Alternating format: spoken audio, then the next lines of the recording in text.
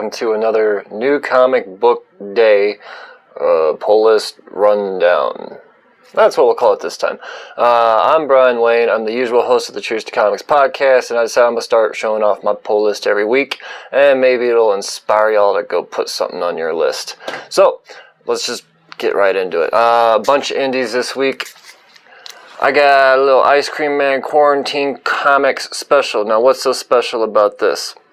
Well, W. Maxwell Prince and Martin Marazzo and Chris O'Halloran decided to do something super badass during the quarantine, and they put out a bunch of short, horror stories for $1, and then the proceeds went to COVID awareness, or a good cause during the time. Let's put it that way. An incredibly selfless act that they did. Well, now all these books are collected, and guess what? They're about to produce even more money off of this because they're giving away half of the proceeds again, and this time instead of 99 cents it's a $5.99 cover price, so even more is going to go to charity. So if anything, go pick it up for the sake of being a good person. But otherwise, just I'm so excited to see what digital shorts were reproduced in here, because I didn't get any of the digitals. But goddamn, am I ready to check them out. Some John Layman action. Oh yeah, Mars Attacks. Red Sonja, number 2. I haven't had the chance to read number 1. This is something I'm going to kind of read all together. I love me some John Layman. One might say I'm a super fan. I'm not a huge Dynamite Red Sonja fan, so that's the only reason why I haven't dove completely into this. But just the Lucio Perillo covers are incredible, and it's Mars Attacks, guys, and it's John Layman, so you pick it up. I would imagine it's really good. More from Dynamite. We've got Green Hornet, number 2. Scott Lobdell and them. Well, I read issue number 1, and I thought, well, this is fine comic book Green Hornet, but it wasn't necessarily. Green Hornet was never really a character that I was super into. I just picked it up out of intrigue, and I guess it continues to be on the list. Is it a priority of mine as far as getting it read? Not necessarily, not on big, thick weeks like this, but, come on. I actually have friends that are Green Hornet fans, so I just I'll give them away, if anything. Something is killing the children, I hear. Issue number 10 now. So this is a book to pick up just out of popularity, I would imagine. Boom has this first look contract with Netflix, so everything they put out now before it gets adapted, Netflix gets to look first. Well, it's James Tynion. James Tynion, sorry. The 4th. And, I read the first issue and thought, whoa, this is incredible. And I read the second issue and I was like, what just happened to this book? And I was unfair and didn't give the third issue a chance. It had second issue-itis. A lot of books get it. Turns out it still continues to be incredibly popular. The 5th prints of this still sell for like $20 on some of these. It's ridiculous. So like I said, for the sake of maybe speculation or just popularity, something is killing the children. I hear it's really good, and it is officially on my pull list again for the second time. I'm giving it a chance. I gotta find issues 2 through 7 to catch up, but yeah, there we go. Something is killing the children. Alright, from all Upshot, we've got The Resistance, number 5 of 6 from J. Michael Straczynski and Mike Deodato Jr. I read issue 1 and thought, well, this couldn't be any more relevant and scary relevant as to what's going on right now. And I decided that, you know what, I'm going to binge this for sure. I'm a big J. Michael Straczynski fan, and gotta love Mike Deodato Jr.'s art every time. So as soon as this thing hits the 6th issue, gonna read it all, and I would imagine enjoy it pretty good. Reaver, number 11. Okay, so Reaver, this second arc is fantastic. I love the first arc, the initial arc introducing all these characters. It's essentially Suicide Squad, but different. I loved it. There was 2 particular characters that I fell in love with, and it just so happens that Rakala and what's his name? Berserker? Is his name Berserker? Something like that. Those two together, they get their own little spin-off story and their own little story arc, and it's fantastic. And they do 6 issues arcs, so this is issue 11, so we're coming towards the end of the second arc. And I mean, every issue feels like, oh shit, they could end it right here. This is epic as hell. There it is. There it is. Don't sleep on Reaver, I'm telling you. Sweetheart, number 5, from old Action Lab Danger Zone. Incredible horror. I've got the chance to read the first 3 issues, and holy shnikes, is it? It's good, man. It's not typical by any means. It's unique and awesomely stylized. Admittedly, I'm behind, but I think this is just a 5-parter. This might be wrapping up. At most, I'd say 6, but either way, I mean, it's time for me to read Sweetheart again. Staying on my pull list forever. The old Teenage Mutant Ninja Turtles. This is the ongoing number 109. You know, this series has been phenomenal. I'm loving the Jenica. Don't sleep on Lita, the little albino turtle in there.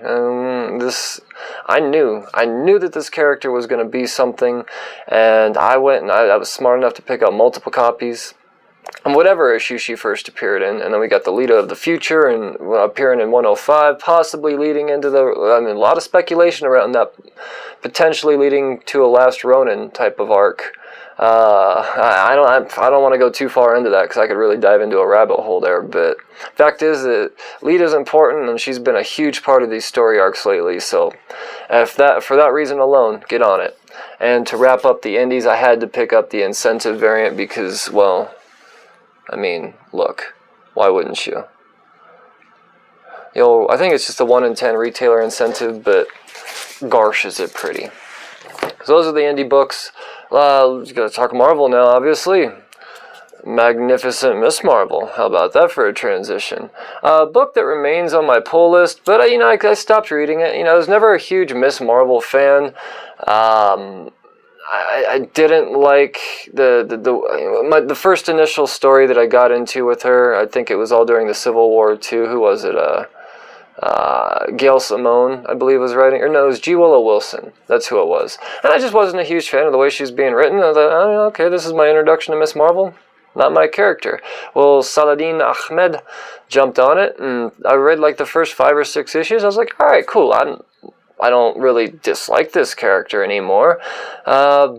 But I'm going to keep her on the pull list, and, eventually I'll get around to it. So I haven't really read Miss Marvel in a while, but apparently some hot issues have popped out of this, so go me for being lazy and not dropping it.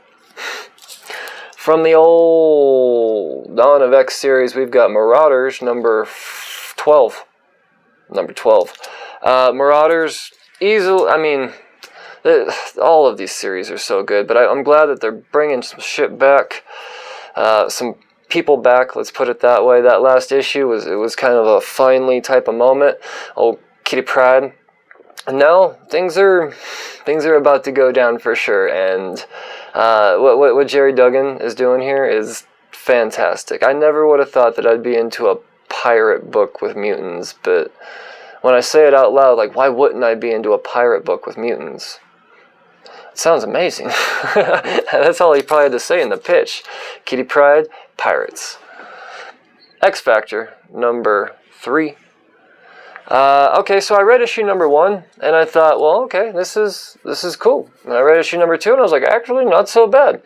I don't really feel like it's a priority to read on big, thick weeks, but it's gonna remain in my pull list along with all of the other Dawn of X books because I'm a masochist, but I also want to be that guy that has all of the mutant books from a certain era because I miss so much. Hot book for sure, Web of Venom, Wraith. So, I haven't got to read it yet, but word around the water cooler is that, Well, Wraith might actually be something. It might be a rival to Null. Another symbiote god of sorts. I don't know for sure. Don't quote me on any of that, but it sounds like this book actually may have some real meaning. It's not the first appearance of Wraith, though. That book is going through the goddamn roof. I forget what that is. I think it's actually a Web of Venom book, maybe. I don't remember. But, yeah. This could be some shit, man. This could be. Empire, Fallout, Fantastic Four. So this is apparently setting up the Marvel Cosmic Universe. So, cool, right? I picked up a couple of these. I grabbed my pull list, and I was like, why do I have two of these? Well, there's a full team appearance of 5 or 6 new characters in here, so come on, guys. This is spawning from, it's Ravencroft, number, 5, by the way. So it spawns from the Absolute Carnage thing. It's kind of the little aftermath out of all of that. And if it's Absolute Carnage, it's Donny Cates. And if it's Donny Cates, and there's new characters to be involved, you know that these are going to mean something. So I preemptively picked up 2 way back in the day. Way back in the day when I first saw that pop up, that there's fixing to be some new characters involved. The Rise of Ultraman. Number 1. Look at this Alex Ross cover, guys. Look at it. I'm not the big Alex Ross fan that so many other people are. I don't hate him by any means, but I don't go cuckoo for Cocoa Puffs like a lot of you guys do. But with that being said, it's cool to see him pull a new trick out of his bag. I've never seen him draw Ultraman before, and more than anything, I think it's cool to see Ultraman back. Is that Kyle Higgins doing this? Oh, that could be a lot of fun. That could be. I don't really know a whole lot about Ultraman, but this is the origin of it, apparently, of him. Don't call it an it. That's probably meaning something. More Empire Aftermath tie-in stuff. Yeah, you thought the series was over. Captain Marvel number 21. I'm actually into Captain Marvel now. I'm loving what Kelly Thompson's doing, and I mean, I can't complain about the character. I go in and out of the series, but it's fully on the pull list now. I've dropped it and added it a couple of times, and that was for the sake of speculation, I'll admit. But now I just believe that this character is pretty fun to follow, and I never thought I'd say that about Captain Marvel, and that's really, really saying something. I had Kelly Thompson on the podcast, and yeah, no, I had to make sure that she knew that she converted a Captain Marvel hater, if anything, like a true hater. Amazing Spider-Man. Speaking of me being a hater, you would think that I would be all up on what's going on in Spider-Man right now. Turns out of the 48 issues that have come out under Nick Spencer's name, I've probably only read about 20 of them at this point. I never dropped the series because you don't drop Spider-Man. But at the same time, damn, kind of wish there was more going on here. I don't know. I know we got the Sin Eater stuff, the Sin's Rising stuff, and I admittedly haven't read the arc, but what I'm going to do this time is I'm going to be the guy that waits for the arc to end, and then hear what the masses have to say, and if it's something worth checking out, then I'll go through and read it again, and I'll start reading Spider-Man again. But in the meantime, I like the J. Jonah Jameson issues. Avengers. Wait. Yes, Avengers Empire Aftermath number 1. Yeah, man. There's once again, another thing setting up Cosmic Marvel. Supposedly it's a pivotal issue. We'll see what that means. I'm anxious to check it out. More from that. Dawn of X, my favorite out of all of them, X-Force. X-Force number 12. Bam. Benjamin Percy is a monster, and he continues to prove that in X-Force. I love this series. I love how he writes Wolverine, who happens to be a member of the X-Force. Benjamin Percy also writes Wolverine as well, which is fantastic. Another one up there, way up there, in the old Dawn of X, but X-Force, to me, if you were to ask me, which my favorite is, I have to say X-Force. It's just probably the most consistent. Definitely the most consistent, for sure. That's all the Marvel books. Now we got to get into the old DC. Alright, so I kind of already got spoiled on this one. I'm not going to spoil anything for you guys. I'm still just as excited to read it, but kind of bummed that, yeah. I've been making some predictions on this book for a while now, and it turns out prediction comes true in this one, and I'm not going to tell you what that prediction is, but I'm loving the shit out of Nightwing. I don't care what anybody says. I know people are talking a lot of trash on this, with the whole Dickie Boy and Rick Grayson and all of that. I don't give it. You can call him Poopy Fluffy Pants for all I care. It's still him, and he's a badass, interesting, amazing character. And Dan Jurgens is just killing it on that. So if you're a person that just only reads what people are saying is good, and stay away from, I don't know, don't listen, just right here, this is it. And this cover this week is easily my cover of the week. This is fantastic. I'm really starting to dig this Punchline character. Really starting to dig her, despite what happens in Batman 98. No spoilers. Green Lantern Season 2, number 7.